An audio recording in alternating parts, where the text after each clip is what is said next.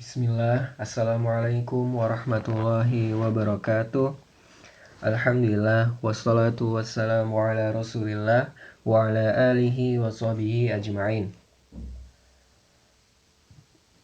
Baik, untuk mata pelajaran ilmu pengetahuan sosial kelas 7A hari ini kita akan membahas mengenai bentuk-bentuk interaksi sosial.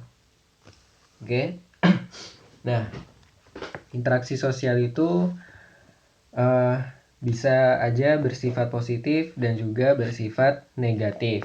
Nah, adapun interaksi sosial yang bersifat positif itu bisa kita sebut dengan interaksi sosial asosiatif, dan juga apabila interaksi sosial itu bersifat negatif, kita bisa menyebutnya dengan interaksi sosial disosiatif. Kayak gitu ya.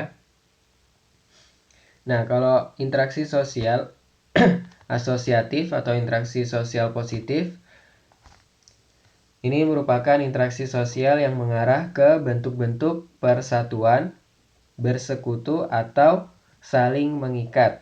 Interaksi sosial yang bersifat asosiatif itu dapat tercipta karena adanya kerjasama, akomodasi, asimilasi, dan juga akulturasi. Nah, nanti kita akan bahas apa sih yang dimaksud dengan kerjasama, kemudian apa yang dimaksud dengan akomodasi, asimilasi, dan juga akulturasi.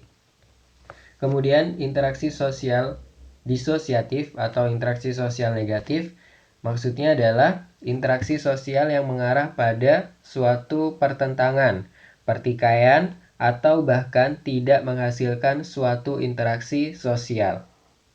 Nah, interaksi sosial yang bersifat disosiatif atau bersifat negatif ini dapat berupa persaingan atau competition, kemudian bisa berbentuk kontravensi atau contravention, dan juga pertentangan atau konflik.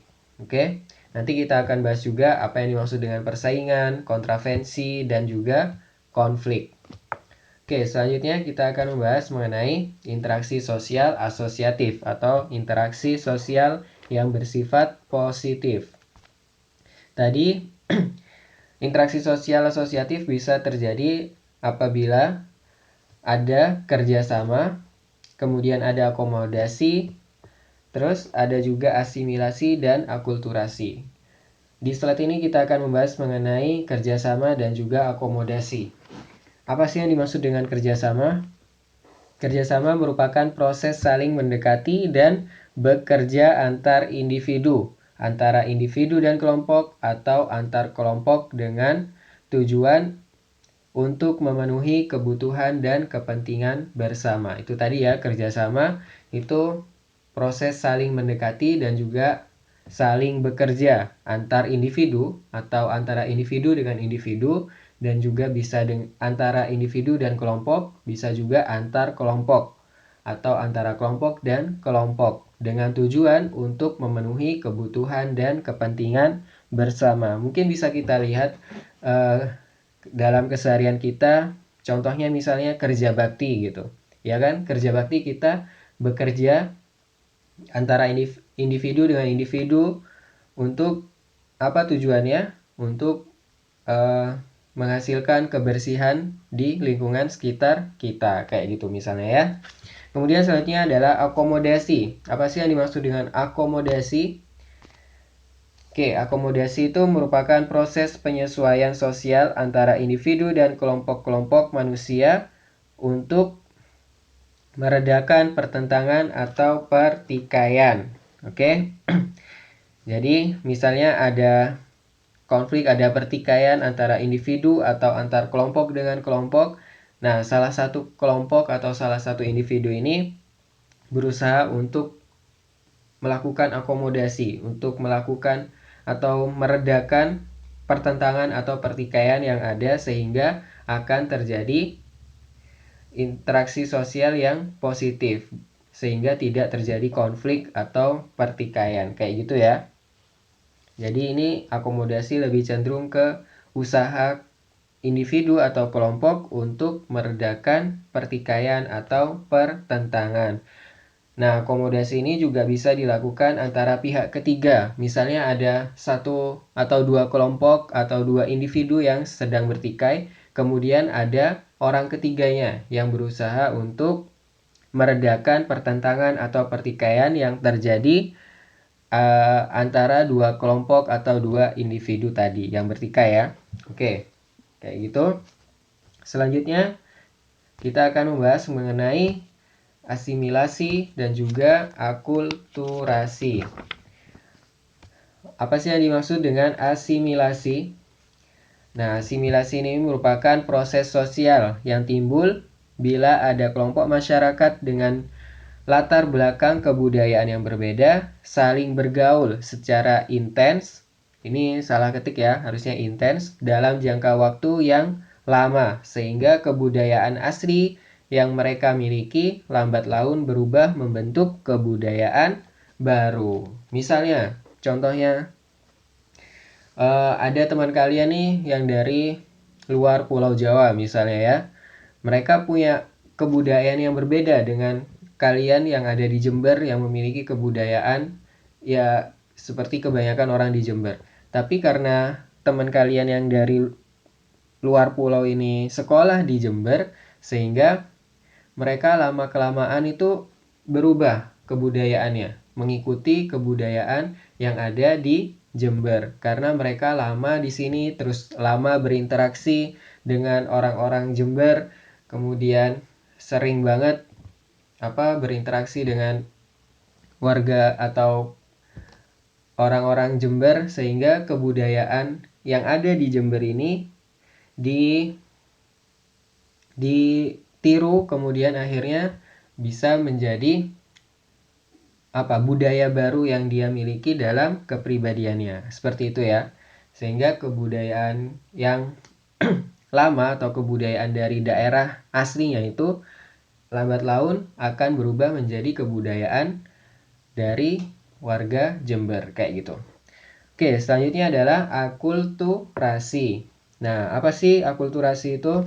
Akulturasi adalah proses sosial yang timbul apabila suatu kelompok masyarakat dihadapkan pada suatu kebudayaan asing. Kemudian unsur-unsur kebudayaan asing tersebut lambat laun diterima dan diolah ke dalam kebudayaan itu sendiri. Oke, jadi misalnya di Indonesia gitu kan, kita punya kebudayaan sendiri. Oke, kemudian misalnya di zaman dahulu ketika agama Hindu-Buddha dan juga mungkin agama Islam itu datang ke Indonesia. Nah, kebudayaan-kebudayaan Hindu-Buddha atau kebudayaan-kebudayaan Islam itu mempengaruhi kebudayaan-kebudayaan asli Indonesia. Sehingga kebudayaan-kebudayaan asli Indonesia ini nanti akan ada modifikasi sehingga kebudayaan Hindu-Buddha atau kebudayaan Islam itu juga bisa dimasukkan ke dalam kebudayaan asli Indonesia kayak gitu. Misalnya mungkin kebudayaan Hindu-Buddha itu terlihat dari ukiran-ukirannya kayak gitu kan, patung-patungnya. Nah, itu nanti bisa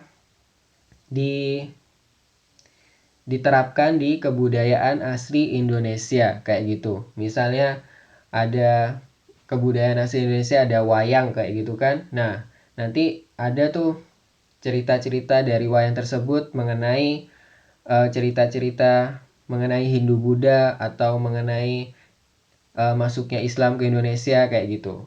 Padahal wayang itu kan kebudayaan asli Indonesia, tetapi juga diolah dengan kebudayaan-kebudayaan lain yang masuk ke Indonesia. Seperti itu ya. Tetapi tidak menghilangkan kebudayaan asli Indonesia itu. Jadi disatukan dua budaya tadi menjadi suatu kebudayaan yang baru. Itu yang dimaksud dengan akulturasi. Oke. Itu tadi 4 hal yang dapat membentuk interaksi sosial asosiatif ya. Ada kerjasama, kemudian ada apa lagi? Ada akomodasi, ada asimilasi, dan juga ada akulturasi. Kemudian kita berlanjut ke interaksi disosiatif. Nah, interaksi disosiatif tadi pengertiannya sudah ya, apa yang dimaksud dengan interaksi disosiatif. Kemudian interaksi sosial disosiatif ini dapat berupa persaingan dan juga kontravensi dan juga pertentangan. Apa yang dimaksud dengan ketiga hal ini? Yuk kita cari tahu. Yang pertama adalah persaingan. Persaingan ini merupakan proses sosial antara individu atau kelompok-kelompok manusia yang saling mencari keuntungan atau kemenangan dalam berbagai bidang kehidupan. Oke, nah persaingan ini bisa berlangsung secara sehat dan juga ada juga persaingan yang tidak sehat. Nah, persaingan dapat berlangsung sehat jika pihak-pihak yang bersaing tidak menimbulkan ancaman atau kekerasan. Contohnya misalnya persaingan merebut predikat siswa teladan. Nah, ini kan persaingan seperti ini kan tidak menimbulkan ancaman atau kekerasan kan? Tapi kalian untuk bersaing menjadi siswa teladan, kalian harus rajin belajar, kayak gitu ya. Kemudian juga ada persaingan itu disebut dengan persaingan tidak sehat. Nah, persaingan tidak sehat ini terjadi ketika pihak-pihak yang bersaing melakukan kecurangan atau bahkan menghalalkan segala cara demi mencapai kemenangan. Seperti itu. Oke, mungkin bisa kalian lihat persaingan-persaingan di kehidupan atau di keseharian kalian. Misalnya, ya seperti tadi ada persaingan untuk meraih predikat siswa teladan, atau mungkin ada persaingan ketika kalian olahraga, lomba lari kayak gitu kan, kalian bersaing untuk bisa menjadi yang paling cepat, misalnya kayak gitu. Oke, selanjutnya adalah kontravensi. Apa yang dimaksud dengan kontravensi? Kontravensi itu merupakan bentuk interaksi sosial yang berada di antara persaingan dan pertentangan. Nah, wujud kontravensi ini salah satunya adalah sikap tidak senang. Kemudian sikap tidak senang tadi bisa bisa tersembunyi dan juga bisa terang-terangan. Kemudian sikap tidak senang tadi ditujukan terhadap seseorang, terhadap kelompok, atau terhadap unsur-unsur kebudayaan tertentu. Nah, adapun bentuk-bentuk kontravensi ini antara lain, yang pertama adalah kontravensi bersifat umum. Nah, ini contohnya misalnya penolakan dan protes. Kemudian yang kedua adalah kontravensi sederhana, ini seperti memaki, mencerca, dan memfitnah. Oke, kemudian kontravensi intensif, ini seperti menghasut. Kemudian ada juga kontravensi bersifat rahasia, yaitu berkhianat misalnya. Kemudian membeberkan rahasia orang lain. Oke. Selanjutnya adalah kontravensi yang bersifat taktis. Ini bisa seperti intimidasi dan juga provokasi. Oke, selanjutnya interaksi sosial disosiatif. Yang selanjutnya adalah pertentangan atau konflik. Konflik itu merupakan proses sosial antara perorangan atau kelompok masyarakat tertentu yang berusaha dengan sadar atau tidak sadar menentang, menjatuhkan, atau melawan pihak lain. Oke. Nah, adapun hal-hal yang dapat menimbulkan konflik antara lain, yang pertama adalah adanya perbedaan pendapat mengenai prinsip hidup. Nah, ini biasanya ketika ada perbedaan pendapat mengenai prinsip hidup, ini akan sering terjadi konflik. Oke, karena apabila sudah menyangkut prinsip hidup orang lain, ini sulit untuk dipertemukan kayak gitu. Selanjutnya adalah terjadinya perselisihan paham berkepanjangan yang mengusik harga diri.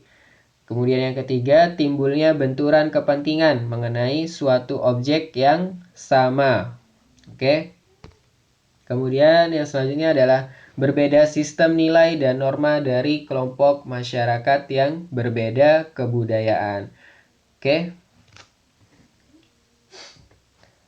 Mungkin itu aja penjelasan dari Mualim Dimas untuk hari ini mengenai bentuk-bentuk interaksi sosial. Tadi ada interaksi sosial yang bersifat asosiatif dan juga interaksi sosial disosiatif. Oke.